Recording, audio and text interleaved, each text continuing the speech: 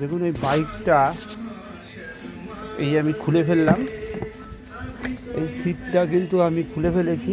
এবার আমি সিটটা কভারটা লাগাবো।